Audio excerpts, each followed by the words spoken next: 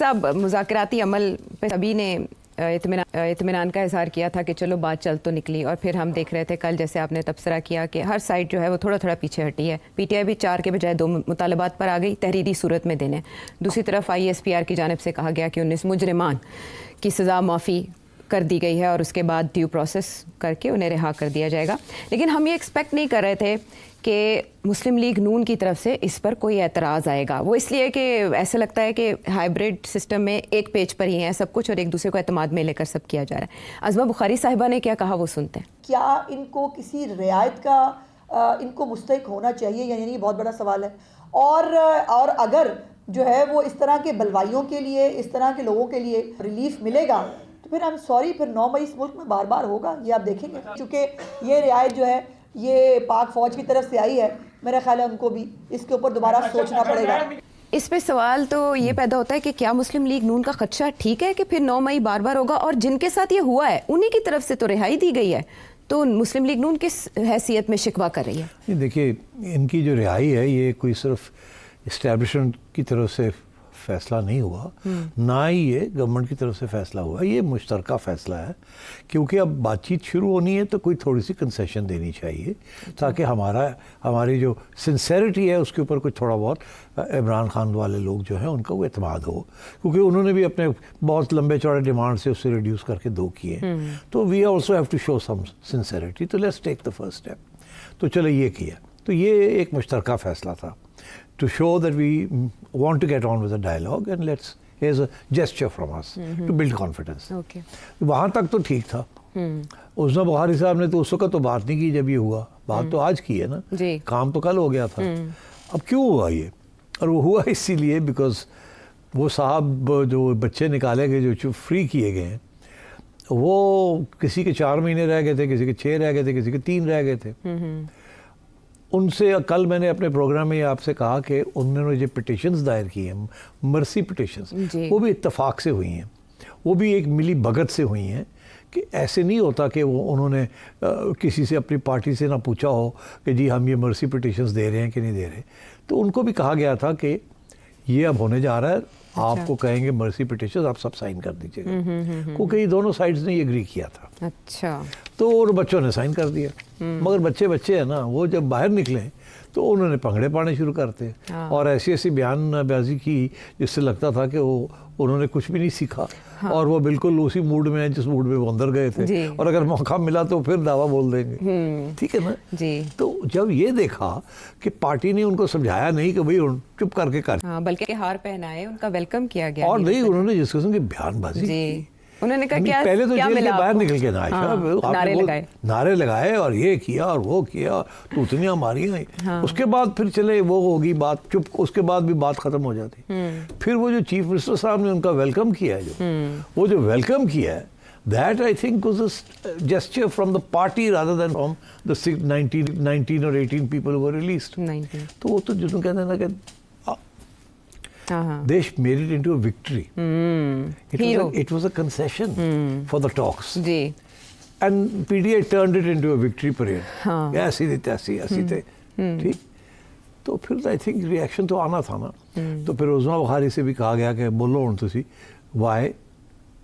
आपका ख्याल है वो एवं बोल पड़ी हैं? एवं नहीं कोई बोलता जी। तो उनको कहा गया है कि भाई बोले, और वो भी पाक फौज को नजरसानी का कहना, और हमें कहें कि अब अगले जो है उनको नहीं छोड़ना। हाँ, बस तो इतना काफ़ी है आगे। तो अब इधर से रिएक्शन जो आएगा वो यही आएगा कि वो जो बाकी जिनकी मर्सी पिटिशंस हैं वो भी फारग, वो अब कोई नहीं किसी को छोड़ेंगे। अच्छा। बिकॉज आपने देखा ना कि सिर्फ इन्होंने जो फैसला हुआ था वो सिर्फ ये नहीं था कि 19 का, कुछ लोग एंटी टेररिस्ट कोड में भी तो फंसे हुए थे ना। जी जी। कितने थे वो? 250 जो है उनकी जमानत हो गई है। 250 की जमानत हो गई जी, 250 की जमानत हो गई, 150 की अभी नहीं हुई। कुछ इन्होंने पीछे उधर रख लिए हैं, हाँ। कुछ पीछे इधर रख लिए, ठीक है, और छोड़ दिए।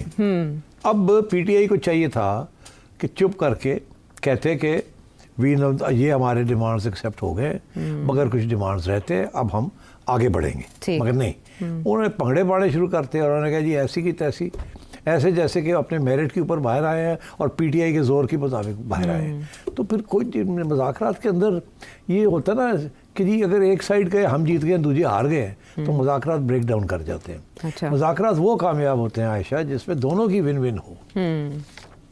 वो कामयाब होते हैं जिसमें दोनों साइड से कह सकें कि विन विन हुआ है। एक विन कहती है और दूसरी की लॉस होता है तो वो सम जीरो गेम कहते हैं उसको। यही डिप्लोमेसी में यही कहा जाता है कि जहाँ सम जीरो गेम होती है, अच्छा। कि भाई मैं जीत गया तुम हार गए, तो वहाँ कामयाब नेगोशिएशंस नहीं हो सकते। नेगोशिएशंस वहीं कामयाब होते हैं बिटवीन टू पार्टीज जहाँ आपको भी कुछ मिल जाए मुझे भी कुछ मिल जाए।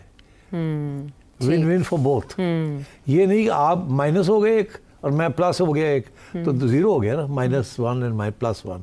तो इसको सम जीरो गेम कहते हैं। राइट। तो आई थिंक पीटीआई ने मिस्टेक गलती की है सेलिब्रेट करके इस ये रिहाई को? सेलिब्रेट करके, और इसको एक्चुअली सेलिब्रेशन तो अलग बात है ना, इसको तो उन्होंने एज अ पॉइंट स्कोरिंग की है जी कि हमारा पलड़ा भारी है। हाँ हमारा हाथ ऊपर है। हाँ ओके। हमारे धमकी की वजह से ये सब कुछ हुआ है। हम जो अपना एहतजाज कर रहे हैं, हम ये कर रहे हैं, हम वो कर रहे हैं। एक्चुअली मैं आपको एक बात बताऊं जी, जो मेरी असेसमेंट है वो ये है कि एस्टेब्लिशमेंट इज लीस्ट बॉदर्ड। वहाँ एक इम्प्रेशन ये है या एक फीलिंग है या एक सोच है कि पीटीआई कर ले जो करना है कि कर लेंगे। इन्होंने ये करने की कोशिश की वो नाकाम हो गया, इन्होंने ये करने की कोशिश की वो हमने नाकाम कर दिया। देखिए May 9 and 26 November significant attempt थी ना बाय पीटीआई। जी। खान साहब ने जिन्होंने ना पूरा जोर लाता सी और ਉਹਦੇ ਬਾਅਦ ਹੁਣ ਵੀ ਜਿਹੜੀ ਧਮਕੀਆਂ ਦਿੰਦੇ ਪਏ ਨੇ, जी। they are not really working. Establishment is not scared. उन्होंने ये 2 अपराइजिंग्स थी इसको कंट्रोल कर लिया, so they are now very confident. Government is very confident. Right. कि ना ਹੁਣ ਅਸੀਂ ਪੱਕੇ ਹੋ गए। अच्छा। So government thinks they are in a strong position. अगर पीटीआई ये इंप्रेशन देगी कि government is in a weak position और PTI is in a strong position, तो government will then crack down. वो कहेंगे अच्छा चलो फिर है देखो एक चाल हो रही। सो मैं आपसे ये कह रहा हूँ कि दिस इज अनफॉर्चुनेट। ये टॉक्स जो है अब रुक जाएंगी।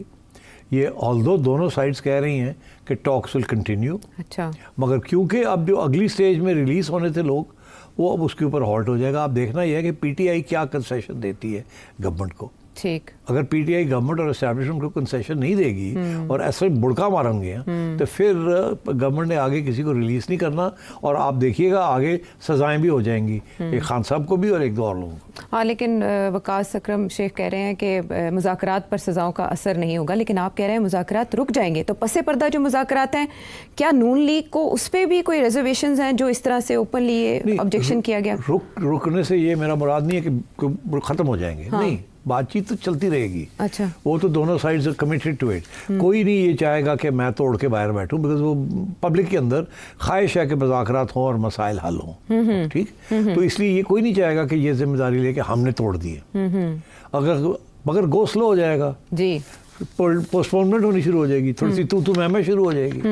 अब देखिए ना गंडापुर साहब ने क्या किया है, एक तो ये हरकत की है जी, दूसरी ये कि जो एक एपेक्स कमेटी में जो मीटिंग हुई है, जी, एपेक्स कमेटी की मीटिंग के बाद उन्होंने क्या कहा, सुनवाएं? आप सुनाए ना, मैं बताऊं आपको कि उनको ये बात नहीं कहनी चाहिए थी, मगर उन्होंने की है ये बात। जी, 26 नवंबर के बाद ये पहली मीटिंग थी। प्राइम मिनिस्टर साहब ने खुद ही ये बात छेड़ दी। बताया जा रहा है कि जी यहाँ पर गोलियां चली हैं और शहादतें हुई हैं, जबकि हकीकत में ऐसा कुछ नहीं है। हमारे इस वक्त 13 शोधा कंफर्म है और शहीद हुए हैं और हमारा इस वक्त 58 बंदा बुलेट इंजर्ड हमारे पास इस वक्त रिकॉर्ड पे है और इस वक्त तक हमारे 45 जो लोग हैं वो इस वक्त मेरे पास रिकॉर्ड है उसके मिसिंग है। मैं ये समझता हूँ कि इस तरह की बातचीत ऐसे एपेक्स फोरम के ऊपर करना बिल्कुल नामुनासिब है एक मुल्क के वज़ीर आज़म के लिए। अच्छा।